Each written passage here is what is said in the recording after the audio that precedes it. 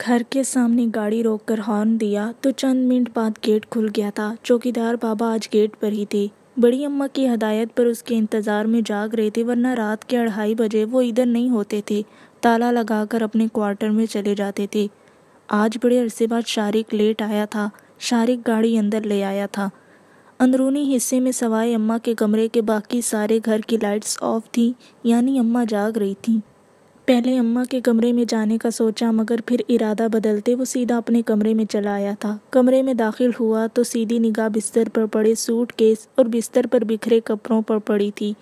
شارق زمان کو لگا اس کے دماغ کی رگ پھٹ جائے گی۔ وہ نویرہ کو سوچنا نہیں چاہتا تھا، مگر دل و دماغ پر صرف ایک خیال ہی چمٹ کر رہ گیا تھا، اور اب اس کی کمرے میں غیر موجودگی۔ انتہائی طیش میں بستر پر پڑے سوٹ کیس کو ہاتھ مار کر دور جا گرایا تھا۔ سوٹ کیس میں رکھے کپڑے ارد گرد بکھر گئے تھے۔ صرف کپڑے ہی نہیں بکھرے تھے، اور بھی بہت کچھ بگڑ گیا تھا، شاید پوری زندگی ہی۔ Dam it! جی چاہا کہ کمرے کے در و دیوار ہلا دے۔ غصے سے بہت سی چیزیں ادھر سے ادھر پھینک کر بھی اندر کا اشتعال کم نہ ہوا تو کپڑے لے کر باتھ روم میں گھس گیا تھا۔ لباس بدل کر باہر آیا تو کمرے میں اماں کو بیٹھے دیکھ کر رک گیا۔ اس وقت وہ کسی کا سامنا نہیں کرنا چاہتا تھا، اور اماں کا تو قطعی نہیں۔ بڑی دیر سے گھر آئے ہو؟ وہ خاموشی سے بستر پر ٹک گیا۔ کمرے کی پھیلی بے ترتیبی پر اماں نے بغور نگاہ کی۔ شارق کھانا کھاؤ گے؟ اسے بالکل خاموش بیٹھے دیکھ کر انہوں نے پھر پوچھا تو اس نے نفی میں سر ہلا دیا۔ نویرہ کا نہیں پوچھو گے؟ کچھ دیر بعد انہوں نے پھر پوچھا تھا، گویا زخموں پر نمک چھڑک دیا تھا۔ اس کی طبیعت کچھ ٹھیک نہیں، سارا دن نہ کچھ کھایا نہ پیا، شام کے بعد کہہ پر کہہ کرنے لگی تھی۔ میں تو پریشان ہو گئی تھی، ساتھ والی ڈاکٹر کو بلوایا تو وہ چیک کر کے دوائی دے گئی ہے، تو وہ دوا کھا کر سو گئی ہے، ادھر میرے کمرے میں ہی ہے۔ اماں کی بات پر بھی وہ چپ چاپ بیٹھا رہا، نہ سوال نہ کوئی رد عمل۔ شارق، یہ کیا ہو رہا ہے؟ بڑے ارمانوں سے تم سب سے لڑ کر اسے گھر میں لائے تھے، اور اب اتنی جلدی دل بھر گیا ہے تمہارا؟ گھر بکھر رہا ہے، نویرہ تو جا رہی تھی، میں نے بڑی مشکل سے روکا ہے۔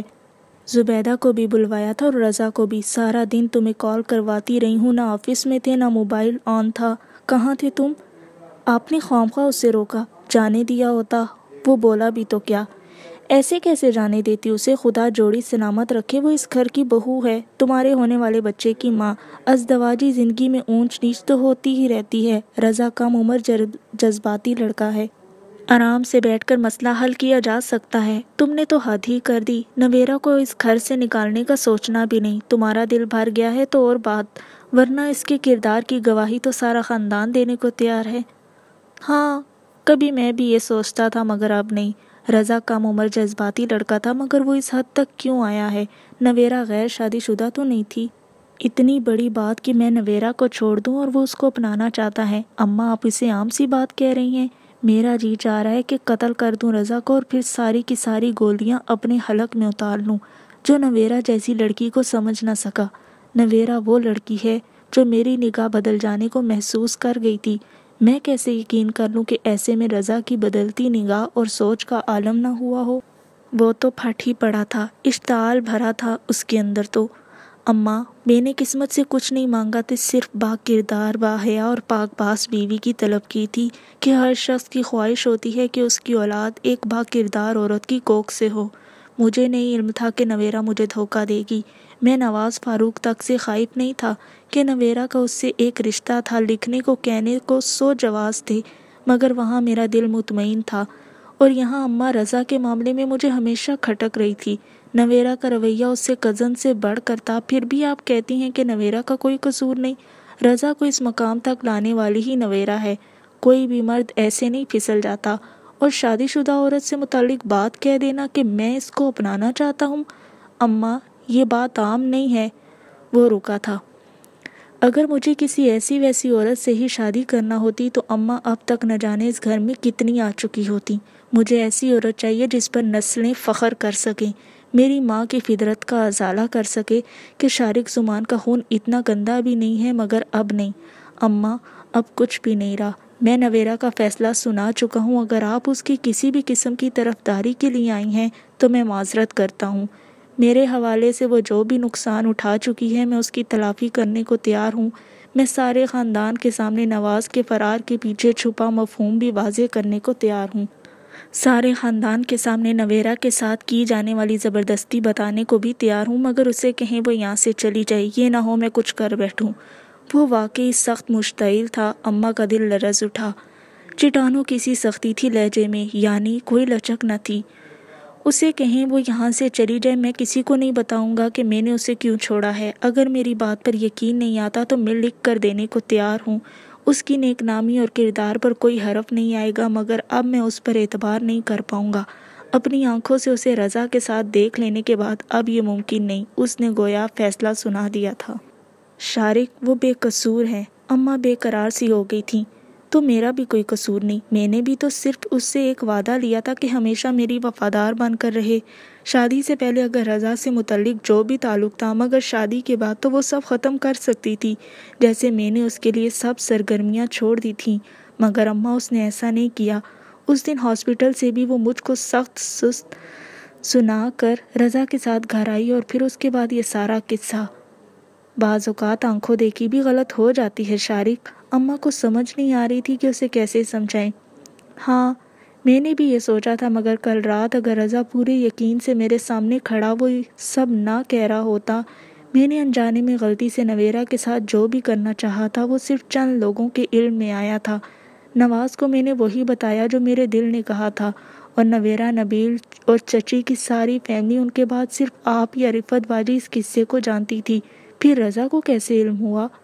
وہ مکمل طور پر نویرا سے متنفر ہو چکا تھا۔ اماں بے بسی سے اسے دیکھے گئیں۔ اماں، وہ اتنے یقین سے وہ سب کہہ رہا تھا کہ اسے یہ سب نویرا نے بتایا ہے، اور نویرا… اماں، نبیل نویرا سے اس بات پر خفا ہے کہ اسے پہلے کیوں نہ سب بتایا گیا، تو پھر رضا کو کیسے علم ہو گیا؟ ہو سکتا ہے خالدہ وغیرہ میں سے کسی نے ذکر کر دیا ہو۔ اماں کی غیر متزلزل آواز پر وہ طنزیہ ہنسی ہنس دیا تھا۔ دل کے بہلانے کو اماں، یہ خیال اچھا ہے۔ شارق، تمہاری غلط فہمیاں ایک طرف، مگر اس بچے کا بھی تو سوچو۔ اماں نے سب سے اہم مسئلے پر توجہ دلائی تھی۔ ہاں، وہ میری اولاد ہے۔ نویرا کو کہہ دیجئے گا میں بڑی خاموشی کے ساتھ یہ سارا قصہ ہی ختم کر دوں گا۔ بس میری اولاد بحفاظت مجھ تک پہنچا دے، اس کے بعد وہ جیسا چاہے گی فیصلہ کر دوں گا۔ اماں خالی آنکھوں سے دیکھے گئیں۔ نویرا جیسی مضبوط اعصاب کی مالک لڑکی آج سارا دن ایسی ہی نہیں ٹوٹ پھوٹ گئی تھی۔ شارق کا یہی فیصلہ اسے توڑ پھوڑ گیا تھا۔ کیسے آنن فانن میں سب ختم کر گیا تھا، جسے حاصل کرنے کو وہ آگ کے دریا میں کودا تھا۔ شارق، ایک دفعہ پھر سوچ لو۔ یہ دیکھو، میرے بوڑھے ہاتھوں کو غلط فہمیاں ہو جاتی ہیں، مل بیٹھ کے حل نکل آتا ہے۔ تم نویرا سے… نہیں اماں، اب مفاہمت کی کوئی راہ نہیں بچی۔ آپ کو پتہ ہے میری عادت کا، میں نے ہمیشہ خالص چیز پسند کی ہے۔ جس چیز میں ذرا بھی نقص آ جائے، چاہے وہ مجھے کتنی ہی محبوب ہو، میں اسے پھینک دیتا ہوں۔ اماں کا دل چاہا اسے جھنجھوڑ دے۔ چیزوں اور انسانوں میں بڑا فرق ہوتا ہے، مگر وہ کہہ نہ سکی تھی۔ نبیل اس سے ناراض ہے، وہ اسے کیسے برداشت کر لے گا؟ انہوں نے کہا بھی تو کیا؟ وہ ہنس دیا۔ یہ آپ کا مسئلہ نہیں، میں نبیل سے معافی مانگ لوں گا، وہ کرے گا برداشت۔ وہ ویسے ہی بے تاثر چہرہ لیے کہہ رہا تھا۔ شارق، اچھا نہیں کر رہے تم۔ وہ آخر میں رو دی تھی۔ انہوں نے نویرا کو ٹھنڈا کر لیا تھا، سمجھا لیا تھا، اسے رکنے پر مجبور کر دیا تھا، اور اب شارق کا بے لچک انداز اور فیصلہ کن رویہ… شارق، سارا خاندان بکھر جائے گا۔ پہلے کون سا جڑا ہوا ہے؟ نویرا تو جیتے جی مر جائے گی۔ اچھا؟ استہزائیہ ہنسی پر اماں کے آنسو بے اختیار ہوتے چلے گئے تھے۔ نویرا بے قصور ہے، یہ کیسی محبت ہے تمہاری؟ اماں، میں نے نویرا سے محبت نہیں کی تھی، میں نے اس کے کردار سے محبت کی تھی۔ اس کے کردار پر چڑھا ملمہ اتر چکا ہے، اور میری محبت بھی ختم۔ شارق، اماں کی آخری سسکاری تھی جو نویرا کے دفاع میں تھی۔ اماں کی سسکاری نے ان کے لبوں پر دم توڑا تو باہر دروازے کے قریب کھڑی سب سنتی نویرا اپنے وجود کو پتھر ہوتے محسوس کر رہی تھی، یعنی سب ختم۔ شادی کے بعد وہ پہلی بار کالج آئی تھی۔ شادی سے ہفتہ پہلے ہی اس نے چھٹیاں کرنا شروع کر دی تھیں، اور اب شادی کے 6 دن بعد وہ آ رہی تھی۔ جو بھی لڑکی ملی تھی اس کا پہلا سوال یہی تھا، سنا ہے زرش تمہاری شادی ہو گئی ہے؟ اس ذکر سے اس کے زخم کیسے ہرے ہو رہے تھے کوئی نہیں جانتا تھا۔ وہ قدم قدم پر ہرٹ ہوئی تھی۔ باقی ماندہ رات کوئی بھی نہیں سو سکا تھا، نہ نویرا، نہ اماں اور شاید شارق زمان بھی۔ نویرا اب یہاں ایک پل بھی نہیں رکنا چاہتی تھی۔ صبح 8 بجے تک اس نے بمشکل انتظار کیا تھا کہ شارق زمان اپنے کمرے سے باہر نکلے اور وہ وہاں جا کر اپنا سوٹ کیس لے جو زبیدہ چچی کی گریزاری کے بعد جوں کا توں بستر پر پڑا چھوڑ آئی تھی۔ 8 بجے کے بعد وہ مزید انتظار نہ کر سکی تھی۔ باقی ماندہ رات اماں کے سمجھانے بجھانے کے باوجود وہ دروازہ دھکیل کر کمرے میں چلی آئی تھی۔ شارق زمان جاگ رہا تھا مگر بستر پر دراز تھا۔ پہلی نگاہ کے بعد انہوں نے تنفر سے نگاہوں کے زاویے بدل لیے تھے۔ سارا کمرہ بکھرا پڑا تھا، کرسٹل کے ٹکڑے جا بجا قالین پر بکھرے پڑے تھے اور سوٹ کیس سمیت تمام کپڑے قالین پر یہاں وہاں پڑے تھے۔ نویرا نے ایک تعصب بھری نگاہ سوٹ کیس پر ڈالی۔ چیزیں تو ایک طرف، وہ شاید زندہ انسانوں سے بھی یہی سلوک کرتا تھا۔ جب تک دل چاہا اچھا لگا، اکتا گیا تو توڑ پھوڑ کر پھینک دیا۔ آگے بڑھ کر نویرا نے سوٹ کیس سیدھا کیا تھا، ایک ایک کر کے تمام کپڑے اکٹھے کیے تھے، بڑے سکون سے طے کر کے بریف کیس میں رکھ رہی تھی۔ اس کی ہر حرکت میں بلا کا اطمینان و سکون تھا، اس کا ضمیر مطمئن تھا، اس کا کردار بے داغ تھا، تو پھر وہ کیوں ڈرتی؟ وہ دور گزر گیا جب شوہر کے پاک باز بیوی کو بد کردار کہنے پر شرعی حدود کا نفاذ ہوتا تھا، اب تو صرف بد گزارا جا رہا تھا، چاہے جیسے بھی ہو۔ 5-6 جوڑے رکھنے کے بعد وہ الماری کھول کر چند چیزیں لے کر پلٹی تھی۔ اسی دوران بڑی اماں بھی چہرے پر آنسو لیے کمرے میں داخل ہوئی تھیں۔ شارق زمان بستر پر نیم دراز سب دیکھ رہا تھا۔ اماں یہ دیکھ لیں میں کچھ بھی نہیں لے کر جا رہی، یہ نہ ہو بعد میں میرے اوپر ایک اور الزام ہو۔ یہ وہ زیور ہے جو اماں نے مجھے دیا تھا اور یہ وہ زیور ہے جو آپ نے پہنایا تھا۔ میں اماں والا زیور لے کر جا رہی ہوں اور یہ چند روپے ہیں جو وقتاً فوقتاً اپنے گھر سے رخصت کرتے وقت اماں دے دیتی تھیں۔ آپ لوگ جو بھی دیتے تھے وہ سب کچھ ادھر لاکر میں پڑا ہوا ہے۔ کھانے پینے کا میں حساب نہیں چکا سکتی کہ نکاح کے اوج شاید یہی لال ہو۔ اس کے ہر لفظ میں زہر تھا۔ اماں تو پھوٹ پھوٹ کر روئیں۔ نبیل بھائی کی ناراضگی کے باوجود اماں نے دنیا دکھاوے کو جو کچھ بھی دیا ان میں یہ چند جوڑے ہی لے کر جا رہی ہوں، آپ دیکھ لیں، بے شک تلاشی کروا لیں۔ اماں اسے کہیں جو بھی لے کر جانا چاہتی ہے لے جائے، جو ایک بار دے دیا تو پھر دے دیا۔ شارق زمان کے کہنے پر ایک چھوٹے سے ہینڈ بیگ میں مختصر سے پیسوں کے ساتھ اماں کا دیا گیا زیور رکھتے نویرا نے سر گھما کر شارق زمان کو دیکھا۔ قیمت چکانا مرد کی فطرت جو ٹھہری، وہ زہر سے بھری ہوئی تھی مگر آواز اتنی ہی پرسکون تھی۔ ہینڈ بیگ کپڑوں کے ساتھ سوٹ کیس میں رکھتے وہ سیدھی ہوئی تھی۔ ایک ہاتھ میں سونے کے کڑے اور دوسرے میں چوڑیاں تھیں، دونوں ہاتھوں میں 5-6 انگوٹھیاں تھیں، گلے میں شارق کے نام کا جھولتا لاکٹ جو اس نے ولیمے سے اگلے دن اسے اپنے ساتھ لے جا کر دلایا تھا، رونمائی کے تحفے کے طور پر، اور کانوں میں ٹاپس اور بندے۔ اس نے ایک ایک کر کے سب کچھ اتار کر اماں کے ہاتھوں میں ڈال دیا تھا۔ نویرا یہ کیا کر رہی ہو؟ یہ تو اماں، کل جب میں جا رہی تھی تو مجھے گمان تھا کہ مجھے واپس یہیں آنا ہے، اس لیے کچھ نہیں اتارا تھا، مگر اب طے ہے کہ مجھے واپس نہیں آنا تو پھر میں یہ نہیں لے جا سکتی۔ ویسے بھی ان سب کی قیمت تو حاصل کر ہی گئی ہوں، رہ گئی بچے کی بات تو جب وہ پیدا ہوگا تو بات کیجیے گا۔ یہ واحد وہ چیز نہیں بلکہ وجود ہوگا جو میں آپ لوگوں کو نہیں دوں گی۔ تم کون ہوتی ہو میری اولاد کو لینے والی؟ وہ میری اولاد ہے اور مجھے ملے گی، ورنہ میں کسی بھی حد تک چلا جاؤں گا۔ شارق زمان تو ایک دم بفر کر سیدھا ہوا تھا۔ نویرا نے استہزائیہ دیکھا۔ ہاں، تم جیسے مرد کس حد تک جا سکتے ہیں میں جان گئی ہوں۔ مجھے یہ دھمکیاں مت دو، بد کردار تو مجھے کہہ ہی چکے ہو، مگر تمہارے پاس کیا گارنٹی ہے کہ یہ اولاد تمہاری ہے؟ نویرا چہرے سے ہی نہیں لہجے سے بھی اتنی ہی پرسکون تھی۔ شارق زمان اپنی جگہ منجمد ہو گیا۔ نویرا نے استہزائیہ دیکھا۔ شارق کے پاس شاید کوئی جواب نہ تھا۔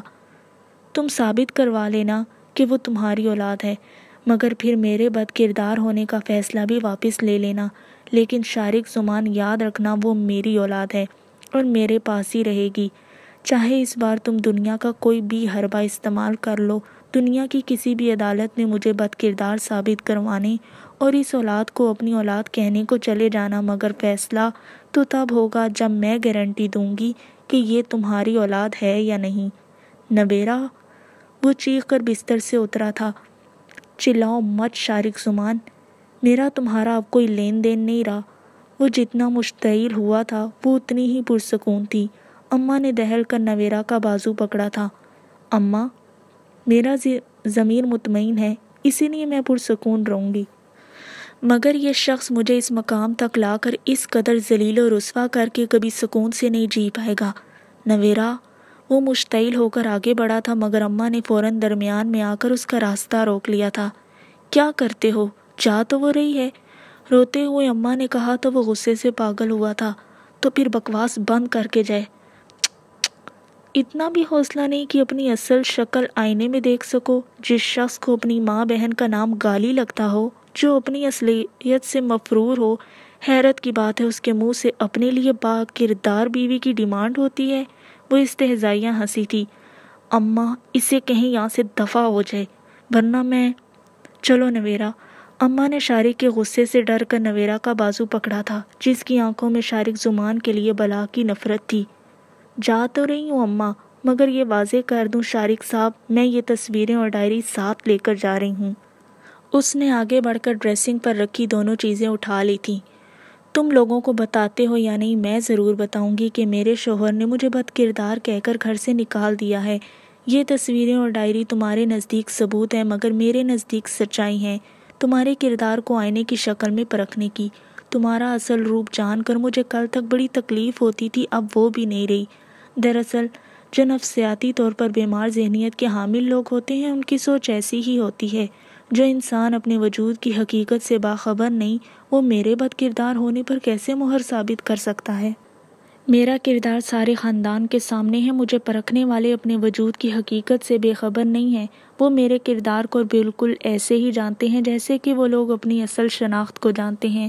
ہاں، تم جیسے لوگ ضرور شک کی دہلیز پر کھڑے ہر کسی کو اپنی سوچ کے زاویوں سے پرکھتے رکھتے ہو۔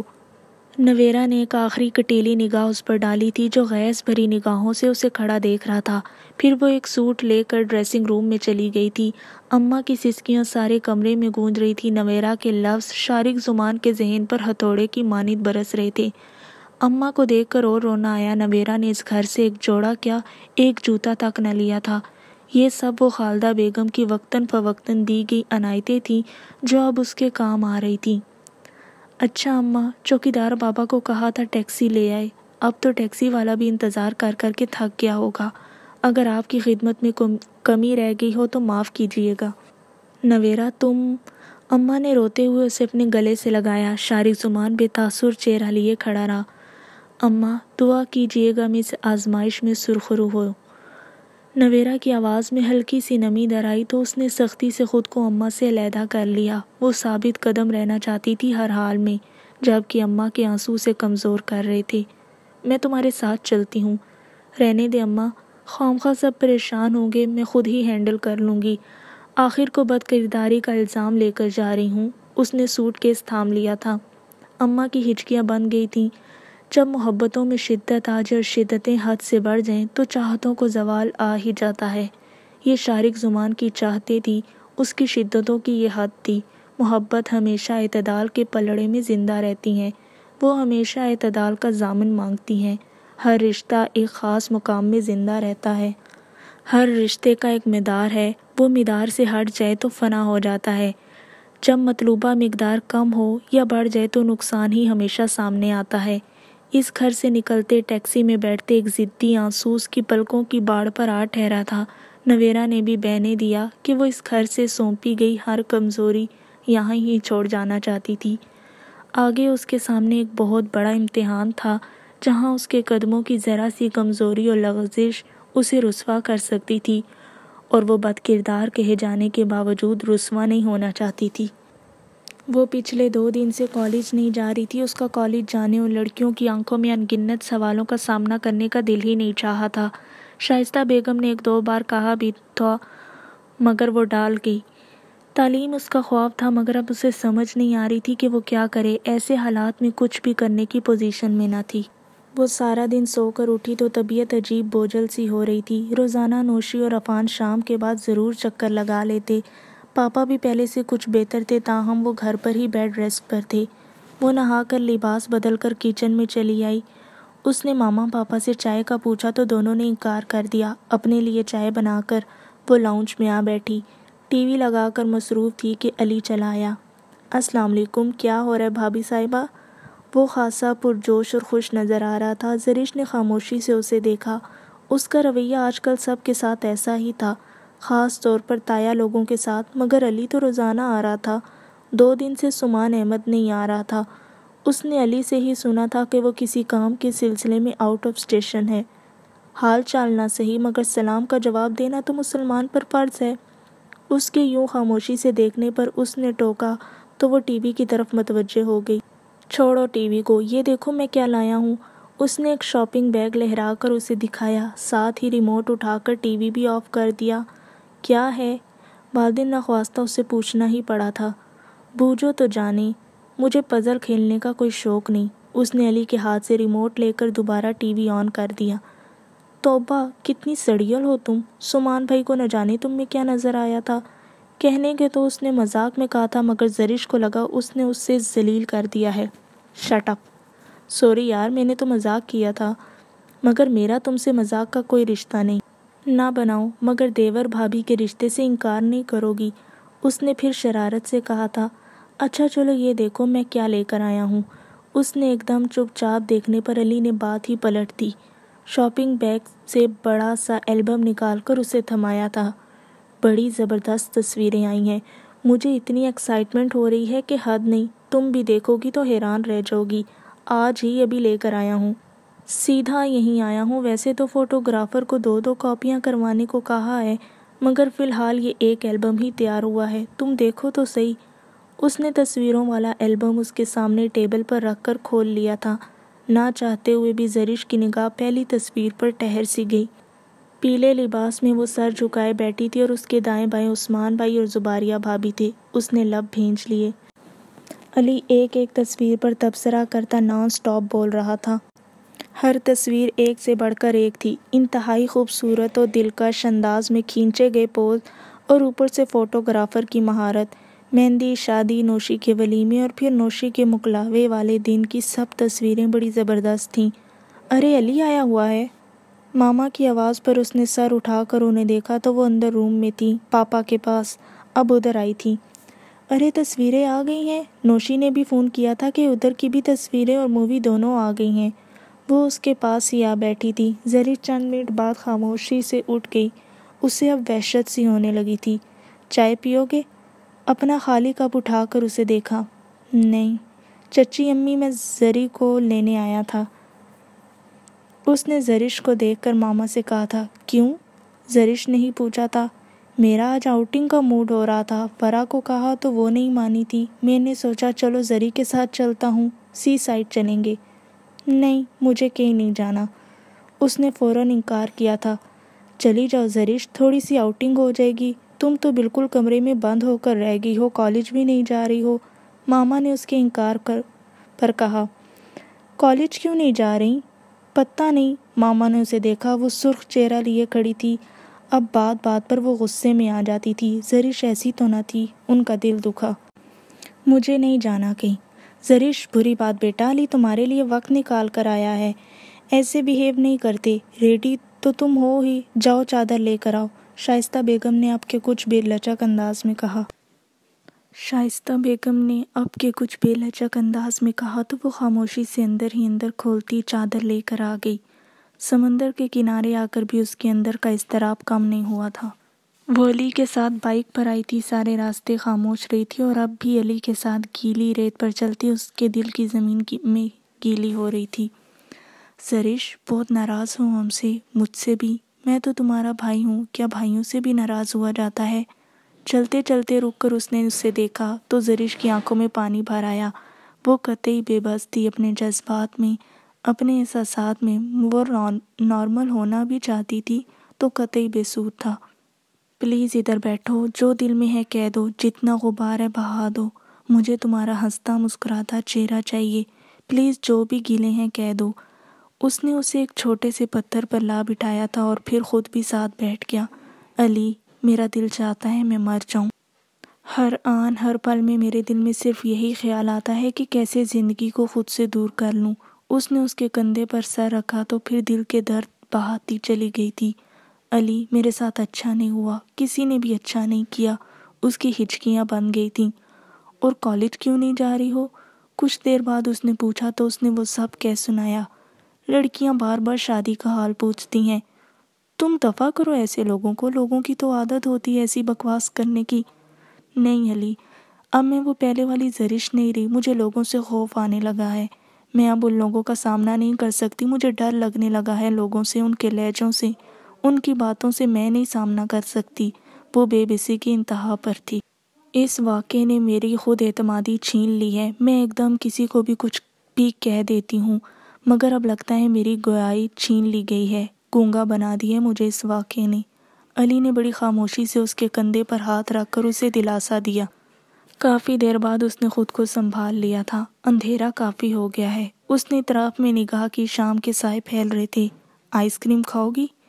علی کے پوچھنے پر اس نے سر ہلا دیا تھا۔ تم بیٹھو میں آتا ہوں لے کر۔ وہ چلا گیا تھا۔ وہ اسی پتھر پر گھٹنوں کے گرد بازو لپیٹے، گھٹنوں پر سر رکھے بھرے سمندر تلاطم خیز موجوں میں بھرے طوفان کو دیکھ رہی تھی۔ السلام علیکم۔ انجان اجنبی آواز پر اس نے چونک کر سر اٹھایا تھا۔ اپنے سے کچھ فاصلے پر کھڑے ناشناسا سے چہرے کو دیکھ کر ٹھٹکی۔ وعلیکم السلام۔ وہ سیدھی ہو کر بیٹھ گئی۔ آپ زرش ہیں؟ پوچھنے والے کے لہجے میں یقین تھا۔ وہ چونک کر بغور دیکھنے لگی۔ حلیے اور پرسنالٹی سے چھچورا انسان تو نہیں لگتا تھا، اور نہ ہی آنکھوں کا تاثر ایسا تھا، مگر تھا کون؟ اسے یہ چہرہ دیکھا بھالا سا لگا، مگر یاد نہیں آ رہا تھا۔ آپ کون؟ میں نواز فاروق ہوں، سائرہ کا کزن۔ آپ کو یاد ہوگا ایک بار آپ اکیڈمی آئی تھیں۔ جی یاد آ گیا، سوری مجھے چہرہ بھول گیا تھا۔ کہ یہ کیسے ہیں آپ؟ اللہ کا شکر ہے، دراصل میں اکثر یہاں آتا رہتا ہوں، کافی دیر سے آیا ہوا ہوں۔ آپ کو روتے دیکھ کر ٹھٹک گیا تھا، پھر یاد کرنے پر پتہ چلا کہ آپ کون ہیں۔ اس وقت آپ اکیلے کیوں ہیں؟ آپ کے ساتھ جو لڑکا تھا؟ بات ادھوری چھوڑ کر نواز فاروق نے اسے دیکھا۔ چادر کو اپنے گرد لپیٹے وہ اس سمے خاصی اٹریکٹیو لگی تھی۔ میرے ساتھ میرا بھائی ہے، وہ آئس کریم لینے گیا ہے۔ اوہ، زرش نے دیکھا نواز فاروق کچھ پرسکون ہوا تھا۔ آپ رو کیوں رہی تھیں؟ اس نے پوچھا تھا۔ بس ویسے ہی۔ اس نے ٹال دیا تھا تو نواز فاروق نے جرا نہیں کی تھی۔ زرش کو پہلی بار دیکھ کر وہ چونکا تھا۔ زرش کے چہرے میں اسے نویرا یاد آئی تھی، اور آج پھر وہ چونک گیا تھا۔ پچھلے چند دنوں سے وہ بہت پریشان تھا، نہ جانے کیوں نویرا کا خیال بار بار دل و دماغ کو الجھائے ہوئے تھا، اور ایسے میں زرش کو دیکھنا وہ اپنے آپ کو اس سے بات کرنے سے روک نہیں پایا تھا۔ کیسی چل رہی ہے آپ کی اکیڈمی؟ زرش نے برائے بات پوچھا۔ اللہ کا شکر ہے، پھر ایگزامز کے دنوں میں اسٹوڈنٹ کی تعداد بڑھ رہی ہے۔ آئیے گا ابھی کسی دن چکر لگائیے گا۔ جی ضرور۔ زرش نے بھی اخلاق نبھایا تھا۔ پھر نواز نے چند باتیں اور کی تھی اور رخصت لی تھی۔ نواز کے رخصت ہونے کے 2-3 منٹ بعد علی آئس کریم لے آیا تھا۔ دونوں نے سمندر کی ریت پر چلتے آئس کریم ختم کی تھی۔ زرش نے اسے ذرا نواز فاروق کے متعلق بتایا تھا۔ ریت پر چلتے وہ دونوں ادھر ادھر کی باتیں کر رہے تھے جب علی کے موبائل پر بیپ ہونے لگی۔ السلام علیکم بھائی، کیسے ہیں؟ زرش رک گئی تھی۔ ٹھیک ہوں، گھر میں بھی سب خیریت ہے؟ جی اللہ کا شکر ہے، ادھر بھی سب ٹھیک ہے، چچا جان بھی کافی بہتر ہیں۔ دوسری طرف سے پتہ نہیں عثمان بھائی تھے یا عثمان احمد۔ زرش چلتے چلتے کئی قدم آگے بڑھائی تھی۔ پانی میں چلتے اس نے پلٹ کر دیکھا، علی پیچھے ہی رک کر موبائل پر مصروف تھا۔ زرش، سمندر کی پرشور لہروں میں تیزی سے اپنی طرف بھاگ کر آتے علی نے اسے موبائل تھمایا تھا۔ بھائی ہیں، بات کرنا چاہتے ہیں تم سے۔ کون؟ تم بات کرو، میں آتا ہوں۔ وہ اسے موبائل تھما کر یہ جا وہ جا۔ ہیلو، السلام علیکم۔ دوسری طرف سمان احمد تھا۔ زرش نے گہری سانس لی۔ وعلیکم السلام، کیسی ہو؟ ٹھیک ہوں۔ آہستہ آہستہ چلتے وہ آگے بڑھائی تھی۔ پانی اب گھٹنوں کو چھو رہا تھا۔ کالج نہیں جا رہی؟ اس سوال نے زرش کے اندر ایک تلاطم برپا کر دیا۔ آپ کو میرے کہیں آنے جانے سے غرض نہیں ہونی چاہیے۔ تلخی خود بخود اس کے لہجے میں سمٹ آئی تھی۔ فرا نے فون کیا تھا مجھے آج، اس طرح تو تم اپنا نقصان کرو گی۔ تمہارے ایگزامز کی ڈیٹ شیٹ آنے والی ہے، پہلے ہی کافی چھٹیاں کر چکی ہوں، کل سے تم کالج جاؤ۔ سمان نے دوسری طرف سے کہا تو زرش کو لگا جیسے اس تحکم بھرے انداز نے اس کے اندر آگ سی لگا دی ہو۔ نہیں جانا مجھے کالج، چھوڑ چکی ہوں کالج۔ مجھ سے نہیں برداشت ہوتی گھٹیا لڑکیوں کی گھٹیا باتیں۔ چچی جان کو علم ہے؟ دوسری طرف سے سمان نے بڑی تشویش سے پوچھا۔ بتا دوں گی ان کو بھی۔ تمہارے ایگزامز ہونے والے ہیں، اس طرح تو تمہارا حرج ہوگا۔ ہونے دیں، آپ کو پرواہ نہیں ہونی چاہیے۔ دوسری طرف سے سمان خاموش ہو گیا تھا۔ زرش سے الجھنا اپنا دماغ خراب کرنے والا حال تھا۔ علی کہاں ہے؟ پتہ نہیں۔ زرش نے اطراف میں دیکھا، وہ چلتے ہوئے کافی گہرے پانی میں آ گئی تھی۔ پاؤں کے نیچے موجود ریت پر اب پاؤں کسی بھی لمحے پھسل سکتے تھے۔ اگر کوئی بپھری لہر اسے اپنے ساتھ بہا کر لے گئی تو؟ ایک خوف نے اسے اطراف میں جکڑا تھا۔ اندھیرے میں اس نے کنارے کی طرف دیکھا، نہ جانے علی کہاں تھا۔ کیا مطلب ہے؟ علی کو فون دو، اور اس وقت تم ہو کہاں؟ ہم سی سائڈ آئے تھے، میں آگے آ گئی ہوں، وہ پتہ نہیں کدھر گیا ہے۔ موبائل دے کر گیا ہے، نظر نہیں آ رہا کہیں بھی۔ اب کہ اس نے کچھ آرام سے کہا تھا۔ پاگل ہو کیا؟ وہ ہے کہاں؟ اکیلے کیوں چھوڑ کر گیا ہے وہ؟ دوسری طرف سمان احمد فوراً غصے میں آیا تھا۔ زرش متوحش سی واپس پلٹی تھی۔ گہرے پانی میں اطراف میں دیکھتے وہ اندھیرے میں کھوج رہی تھی کہ کہیں سے علی نکل آئے۔ اتنی کم عقل تو وہ نہیں تھا، مگر نظر بھی نہیں آ رہا تھا، نہ جانے کہاں گیا تھا۔ نظر آیا علی کہ نہیں؟ نہیں۔ اس وقت کس سائڈ پر ہو؟ پتہ نہیں۔ کیا مطلب؟ وہ چلتے کافی آگے نکل آئے تھے۔ یہاں بہت کم لوگ ہیں، چند ایک ہی، مگر اب تو مکمل اندھیرا ہو چکا ہے۔ نان سینس۔ سمان خاصا برہم ہوا تھا اور پھر کال بند کر دی تھی۔ زرش نے ہونٹ دانتوں تلے دبا لیے۔ ساحل پر آ کر اس نے اطراف میں دیکھا، نہ جانے علی کہاں گیا تھا۔ اسے اب اس پر غصہ آنے لگا تھا۔ علی! کنارے پر کھڑے اس نے ارد گرد آواز لگائی تھی، ہاتھ میں پکڑا موبائل ایک دفعہ پھر بیپ دے رہا تھا۔ سمان کی کال تھی۔ علی آیا ہے یا نہیں؟ سمان پوچھ رہا تھا۔ نہیں۔ وہ اب سچ مچ رو دینے کو تھی۔ اچھا، رونا شروع نہ کر دینا، اتنا کم عقل نہیں ہے وہ کہ یوں ایک دم منہ اٹھائے کہ چل دے۔ تم ایسا کرو، باہر آؤ، میں پہنچنے کی کوشش کرتا ہوں۔ موبائل تو پاس ہی ہے، تم کسی سے سائٹ پوچھ کر کال کرو، میں آتا ہوں۔ مگر آپ تو یہاں نہیں ہیں۔ ابھی لوٹا ہوں، ایئرپورٹ سے سیدھا گھر جا رہا تھا کہ علی کو کال کی تھی۔ اب ادھر ہی آ رہا ہوں، پہنچنے والا ہوں۔ اچھا۔ ابھی وہ ادھر ادھر کھڑی دیکھ رہی تھی کہ اسے کنارے پر بڑی چٹان کے عقب میں بیٹھے دونوں دکھائی دیے تھے۔ علی! اس کا غصہ ایک دم بڑھا تھا۔ اس کا ہم عمر ایک اور لڑکا ہمراہ تھا۔ علی! وہ بھاگ کر اس کی طرف آئی تھی۔ علی اسے دیکھ کر اٹھ کھڑا ہوا تھا۔ تم اتنی دیر سے ادھر بیٹھے گپے ہانک رہے ہو؟ اور میرا ڈر ڈر کر برا حال ہو گیا تھا۔ دیکھ رہا تھا، ادھر ہی تھا، یہ میرا دوست ہے فراز، بس اس کو دیکھ کر ادھر آ بیٹھا تھا۔ علی کے پاس دوست کو دیکھ کر وہ اپنا غصہ پی گیا۔ جلدی آؤ، وہ اسے کہہ کر آگے بڑھائی تھی۔ وہ فوراً دوست کو خدا حافظ کہتا پیچھے بھاگا تھا۔ یار خفا کیوں ہو رہی ہو؟ میں تمہیں دیکھ تو رہا تھا، بے شک تمہاری نظروں سے اوجھل تھا، مگر تمہاری جانب متوجہ تو تھا نا۔ وہ پھر بھی خاموش رہی تھی۔ سمان کی کال آنے لگی تو اس نے خاموشی سے اسے موبائل تھما دیا۔ ارے سمان بھائی ہیں، کہیں تم نے شکایت تو نہیں کر دی ان سے میری؟ علی کی آواز سنتے ہی سمان اس پر بڑی بری طرح برسا تھا۔ اسے غیر ذمہ دار اور بھی نہ جانے کیا کچھ کہہ سنایا تھا۔ آئندہ میں تمہارے ساتھ کہیں نہیں جاؤں گی۔ کال بند ہوتے ہی اس نے علی کو کہہ دیا تھا۔ علی کا منہ دیکھنے والا تھا۔ سمان بھائی آ گئے ہیں، چلو بیٹھو، وہ تمہیں گھر چھوڑ کر آئیں گے۔ انہیں اب مجھ پر اعتبار نہیں، وہ روڈ پر انتظار کر رہے ہیں۔ اس نے بائک سٹارٹ کی تھی، وہ خاموشی سے بیٹھ گئی۔ پتہ تھا علی کو اب سمان سے اور بھی سننے والی تھی۔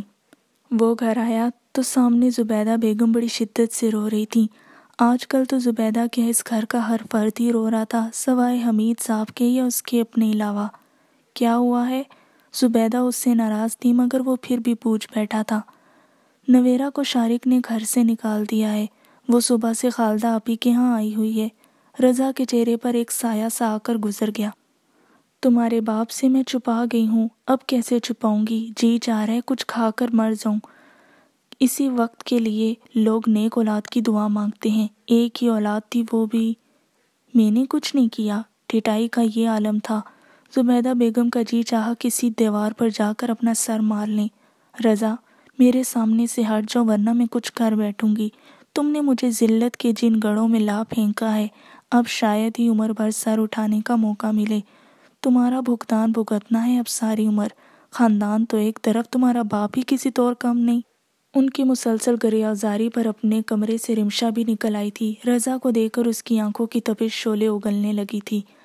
اس سب کا الزام آپ مجھے نہ دیں، اس سب کی قصوروار یہ ہے رضا کا انداز ایسا تھا جیسے اس کے لیے یہ بالکل عام سی بات ہو۔ تم دونوں میرے سامنے سے ہٹ جاؤ، انہوں نے قطعیت سے کہا تھا۔ تم دونوں اب کچھ بھی کرو، گھر برباد کرو یا آباد، میں تم دونوں سے کوئی واسطہ نہیں رکھوں گی۔ چلے جاؤ میرے سامنے سے، یہ میرے نصیبوں کا رونا تھا جسے میں رو رہی ہوں۔ وہ اور شدت سے رو رہی تھی۔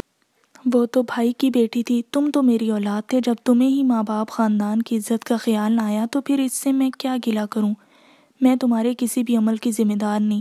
اب اپنے باپ کو خود ہی کہنا سننا، نویرا خالدہ بھابھی کے ہاں جا چکی ہے اور شارق جیسا مرد اب اسے دوبارہ اپنے گھر میں بسانے والا نہیں، اور تمہارے جیسے لوگوں کو نبیل جیسی غیرت مند بھائی چھوڑتے نہیں۔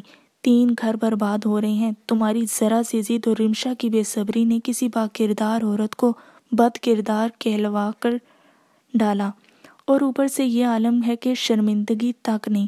لاکھ دفعہ کہہ چکی ہوں، تم شارق کو سمجھاؤ، اپنی غلطی کا اعتراف کر لو، ہو سکتا ہے اسے نویرا پر اعتبار آ جائے، مگر اس خاندان کے مردوں کی عقل ان کے جذبات کے تابع ہے۔ سارے خسارے تو پھر ہم عورتوں کے حصے میں آتے ہیں۔ ایک اور صحیح۔ رضا اٹھ کر اپنے کمرے میں چلا گیا تھا۔ رمشا خاموشی سے صوفے پر بیٹھ گئی تھی۔ رضا کو دھمکیاں دینا اور بات تھی، مگر حقیقت میں وہ کچھ بھی نہیں کرنے والی تھی۔ اس کی جذباتی اور بے صبری فطرت نے نویرا کو برباد کر ڈالا تھا۔ تم ادھر کیوں بیٹھی ہو؟ جاؤ اپنے کمرے میں، یا پھر جا کر رضا سے لڑو جھگڑو۔ اب کیوں چپ کر کے بیٹھی ہوئی ہو؟ تمہیں میں نے کبھی بھتیجی نہ سمجھا، رضا سے بڑھ کر چاہت دی، محبت دی، مگر سچ کہتے ہیں جب اپنا اپنا نہیں بن سکے تو پھر پرائے بھی نہیں بنتے۔ جاؤ، چلی جاؤ تم بھی، اور جا کر نویرا کے بعد اب میری بربادی کی دعائیں کرو، جاؤ۔ زبیدہ بیگم کا انداز بڑا جارحانہ تھا، وہ اٹھ کر اپنے کمرے میں جا کر بند ہو گئی تھی۔ رضا نے حد کر دی تھی، اور عالم یہ تھا کہ اسے اپنے کیے پر ذرا بھی تعصب نہ تھا۔ نویرا اس کے نام پر برباد ہوئی تھی اور وہ مطمئن تھا۔